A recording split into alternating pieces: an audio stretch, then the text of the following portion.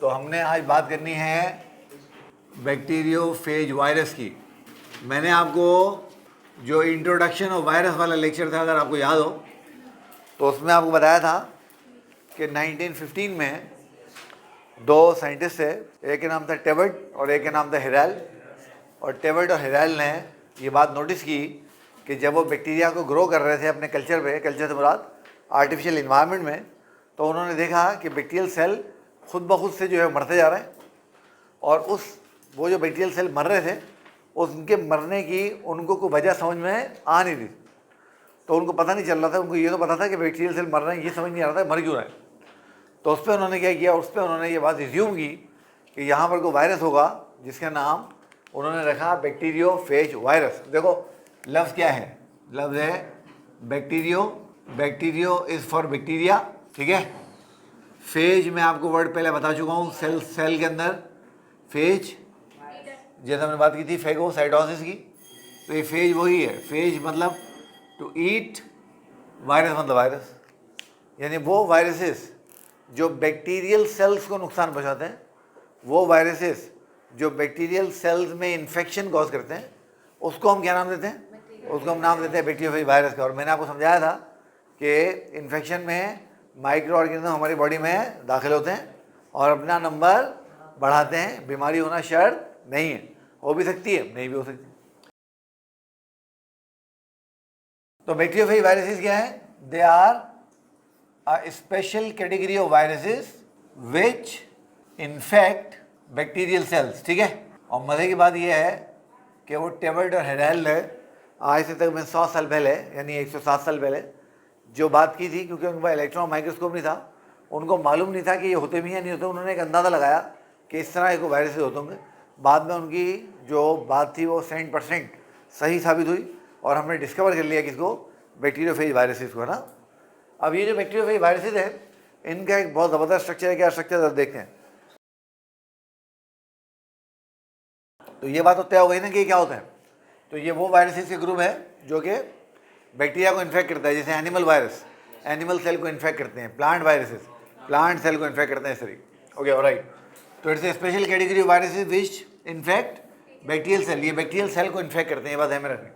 अब होता क्या है कि दे हैव क्या कहना चाहिए उसको, specificity for particular bacteria they infect. अब आपने ध्यान में रखनी है कि बैक्टीरियोफेज वायरसेस कुछ तरह के होते हैं, कुछ टाइप्स के होते हैं, और वो कुछ मखसूस बैक्टीरियल सेल्स होंगे जिनको इन्फेक्ट करेंगे। मिसाल के तौर पे अगर एक बैक्टीरियोफेज वायरस है, उसका मैं नाम रख देता हूँ, फ़र्ज कर लेते हैं ए, या मैं उसका नाम रख देता हूँ 1, फ़र्ज कर लेते हैं, और वो इन्फेक्ट कर रहा है किसी एक बैक्टीरिया को। से फॉर एग्जाम्पल वो टीबी के बैक्टीरिया को इन्फेक्ट कर रहा है, तो अब वो सिर्फ टीबी के बैक्टीरियल सेल को नुकसान पहुँचाएगा, दुनिया में और किसी चीज़ को नुकसान नहीं पहुँचाएगा।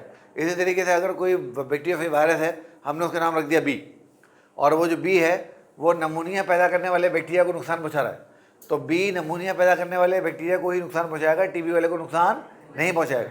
तो जब मैं कह रहा हूँ ना कि दे हैव स्पेसिफिसिटी, यानी वो मखसूस होते हैं, वो कुछ मखसूस जो है वो बैक्टीरिया को इन्फेक्ट करते हैं, और जो बैक्टीरियोफेज वायरस जिस ग्रुप ऑफ बैक्टीरिया को इन्फेक्ट करता है वो उसी को इन्फेक्ट करता है, उसके अलावा किसी और सेल को इन्फेक्ट नहीं करता। और ये बात बाद में हमने एक वेपन के तौर पर इस्तेमाल की, ये चीज़ हमने बाद में एक वेपन के तौर पे, एक हथियार के तौर पे इस्तेमाल की, ठीक है। जो बैक्टीरियोफेज वायरसेस होते हैं, आपने बात ध्यान में रखनी है कि दे हैव कॉम्प्लेक्स स्ट्रक्चर। इनका जो स्ट्रक्चर है वो बड़ा कॉम्प्लेक्स स्ट्रक्चर है, विच अपीयर रॉकेट लाइक, या तो आपको रॉकेट जैसे लगेंगे, या इसको मैं ये भी कह सकता हूँ, और टेडपोल लाइक।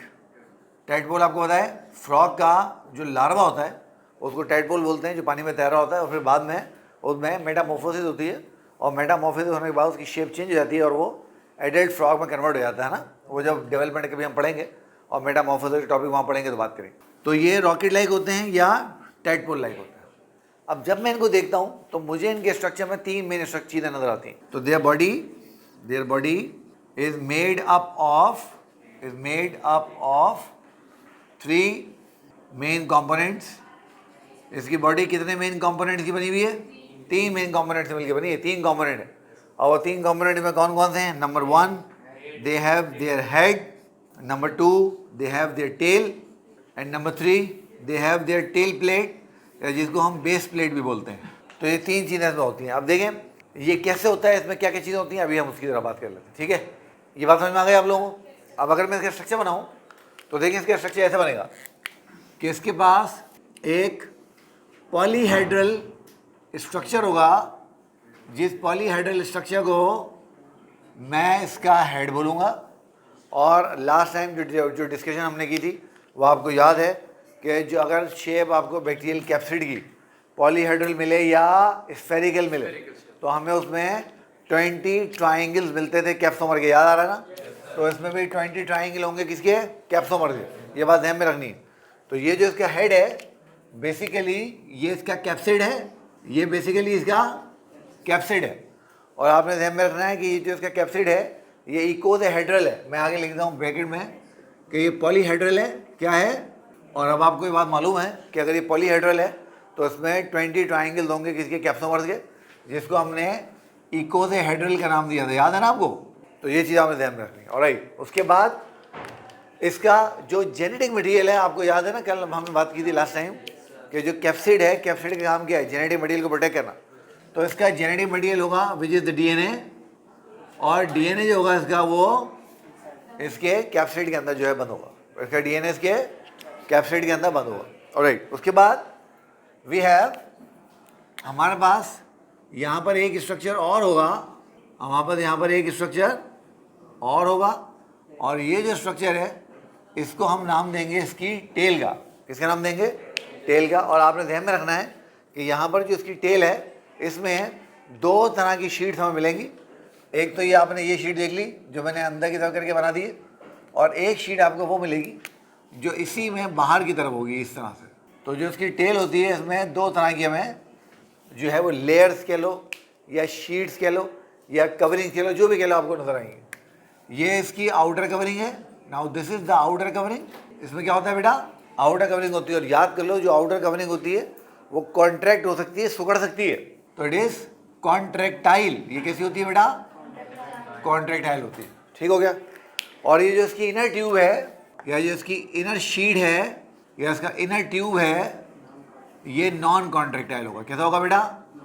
ये नॉन कॉन्ट्रैक्टाइल होगा। ठीक है, तो इस तरीके से 2 चीज़ें आपको मिलेंगी। उसके बाद आपको इसके अंदर एक स्ट्रक्चर जो और नज़र आएगा वो नज़र आएगा आपको इसका बेस प्लेट। क्या नज़र आएगा आपको? आपको इसका बेस प्लेट नज़र आएगा। मैं थोड़ा इसको बड़ा कर दूँ ताकि मुझे लिखने का स्पेस मिल जाए। तो this is the base plate. ये क्या है बेटा? ये इसका बेस प्लेट है। अब आपने बात ध्यान में रखनी है कि ये बेस प्लेट इसको अलाउ करता है कि ये अपने आप को होस्ट सेल से अटैच करे। क्या करे? तो allow attachment with host cell. तो ये इसको होस्ट सेल से अटैचमेंट जो है वो अलाउ करता है। ये बात समझ में आ गई यहाँ तक? अब ये जो इसकी बेस प्लेट है ना, इस बेस प्लेट से आपको इस तरीके से 6 टेल फाइबर जो है वो ओरिजिनेट होते हुए नजर आते हैं। 6 टेल फाइबर। ठीक है, तो ये क्या है बेटा? They are the tail fibres. ये क्या है बेटे? ये टेल फाइबर हैं। ठीक है, और आपने ध्यान में रखना है they are usually 6 in number. तो आमतौर पे कितने होते हैं? ये 6 होते हैं, ज़्यादा नहीं होते 6 से। अब हमें ये बात ध्यान में रखनी है कि ये जो इसके टेल फाइबर्स हैं, जिन बैक्टीरियोफेज वायरसेस में टेल फाइबर्स होते हैं, है ना, उनको हम क्या बोलते हैं? नहीं, बैक्टीरियोफेज तो बोल रहे हैं। अब हम टेल फाइबर की बेस पे इसको क्लासीफाई भी कर सकते हैं। मिसाल के तौर पे अगर इसके बाद टेल फाइबर होंगे तो ये हमारा एक टिपिकल बैक्टीरियोफेज वायरस है। ठीक है, अगर कोई बैक्टीरिया ऐसा हो जिसमें टेल फाइबर मिसिंग हो तो उसके लिए हम एक टर्म इस्तेमाल करते हैं, इसको लैम्डा। क्या बोलते हैं इसको? लैम्डा। तो लैम्डा को पता ना, वो जो वेव लेंथ की यूनिट होती है ऐसा बनाते हैं उनको, तो इसलिए इनको कहते हैं लैम्डा फेजेस। क्या बोलते हैं इनको? Lambda phages. तो लैम्डा फेजेस क्या होते हैं? They are bacteriophages. They are bacteriophages without tail fibres और पुअरली डेवलप्ड टेल फाइबर। लाजमी नहीं है कि हमेशा इनमें टेल फाइबर्स ना हो। कभी ऐसा हो सकता है कि आपको इनके अंदर टेल फाइबर मिल जाए मगर वो कम मिलेंगे, 6 नहीं मिलेंगे। एक मिल गया, दो मिल गए, इससे ज़्यादा नहीं मिलेंगे, ठीक हो गया। तो अगर इसके अंदर टेल फाइबर हैं तो ये हमारा टिपिकल बैक्टीरियोफेज वायरस है, और अगर में टेल फाइबर नहीं है तो हम इनको क्या बोलते हैं, लैम्डा फेजिस। क्या बोलते हैं? लैम्डा फेजिस बोलते हैं। अब कुछ लोग क्या करते हैं, कुछ लोग जिस जगह बैक्टीरियोफेज की ये जो टेल है ये इसके कैप्सिड से मिल रही होती है, इस जगह वो इस रीजन को, इस यूनिट को इसका कॉलर या इसका नेक बोल देते हैं। क्या बोलते हैं इसको उसका कॉलर या इसका नेक बोल देते हैं। कॉलर भी बोलते हैं, नेक भी बोलते हैं, दोनों चीज़ें बोलते हैं। तो कॉलर या नेक इसकी टेल का ही पार्ट है, और टेल का कौन सा पार्ट, जो कि कैप्सिड के साथ जाके अटैच हो, ठीक है। तो ये तुम्हारे बैक्टीरियोफेज वायरस का स्ट्रक्चर हो गया। ये क्या हो गया तुम्हारे बैक्टीरियोफेज वायरस का स्ट्रक्चर। अब देखो इसमें कैप्सिड और जेनेटिक मटेरियल वही है जो हमने कल पढ़ लिया था ना, मगर इसमें टेल फाइबर्स, बेस प्लेट, ये नई चीज़, ठीक हो गई। अब यहाँ पर एक और चीज़ हमें ध्यान में रखनी है, वो ये कि ये जो हमारे पास हमारा बैक्टीरियोफेज वायरस है, इसकी जो टेल है, क्या है बेटा इसकी टेल, कभी कभी इसकी टेल के साथ हमें कुछ स्पेशल तरह के जो है वो स्ट्रक्चर अटैच हुए मिलते हैं, जो इस तरीके से गोल गोल जो है बटन्स की तरह के स्ट्रक्चर होते हैं। ये सिर्फ और सिर्फ तब बाहर आएंगे जब बैक्टीरियल सेल के ऊपर कोई फेज वायरस जाके बैठ रहा होगा, अटैच हो रहा होगा, और ये उसको होस्ट सेल से अटैच होने में मदद करेंगे।